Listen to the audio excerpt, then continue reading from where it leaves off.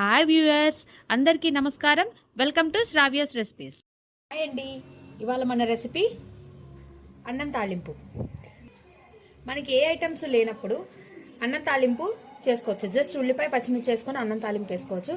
And అలానే మనకి అన్నం ఒక్కొక్కసారి రాత్రిపూట ఆ సద్దన్నం చాలా మిగిలిపోతుందండి. అప్పుడు కూడా ఈ అన్నం తాలింపు రెసిపీ చేసుకోవచ్చు. సద్దన్నంతో ఇంకా టేస్ట్ ఉంటుంది. అయితే వీటికి కావాల్సిన పదార్థాలు ఏందో చూద్దామా ఇప్పుడు. ఉడికించిన అన్నం ఇలా ఉడకబెట్టుకొని పక్కన పెట్టుకోవాలండి. అన్నము, కొత్తిమీర, ఉల్లిపాయ, తాలింపు గింజలు.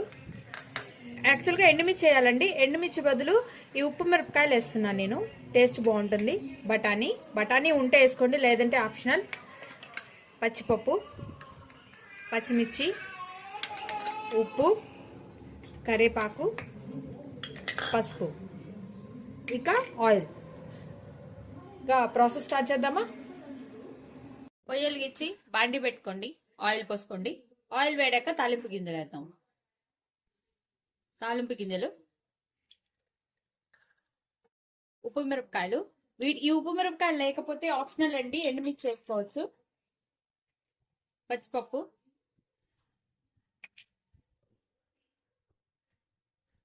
పచ్చిమిరపకాయలు ఒక నిమిషం వేగనీయండి. గోల్డ్ షేడ్ వచ్చేదాకా వేగనిచ్చి దాని తర్వాత ఉల్లిపాయలు వేయండి. వేగనిచ్చి కరివేపాకు వేసుకోండి. పెట్టేసేయండి. ఉల్లిపాయలు, బఠానీ, పసుపు కూడా వేసేసేయండి. ఉప్పు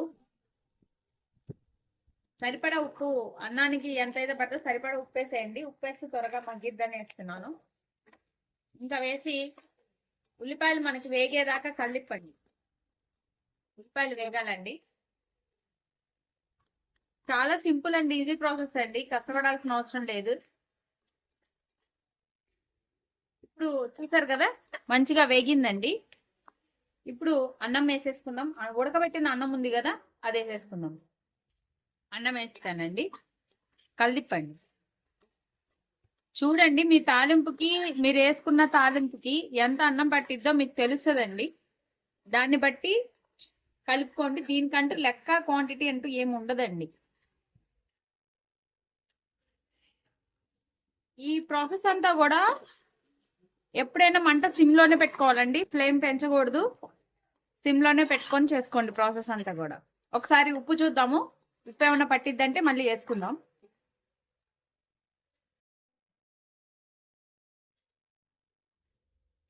సరిపోయిందండి, ఉప్పు సరిపోయింది. చాలా కమ్మగా ఉంది. ఇప్పుడు కొత్తిమీర వేద్దాం. మనం కొత్తిమీర వేసుకుందాం. టేస్ట్ బాగుంటుంది కొత్తిమీర వేస్తే.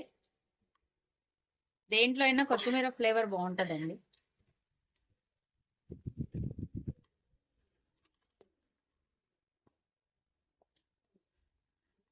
కొంచెం అన్నం కనుక క్రంచీగా రావాలి అనుకుంటే కొంచెం హై ఫ్లేమ్ పెట్టుకొని ఫ్యూ సెకండ్స్ ఉంచుకొని ఆపేసేయండి. అప్పుడు అన్నం మీకు క్రంచీగా వస్తుంది. ఆయిల్ పట్టిద్దంటే వేసుకోండి, లేకపోతే లేదు. అంతే, అన్నం తాలింపు, గుమగుమలాడే అన్నం తాలింపు రెడీ అయిపోయిందండి.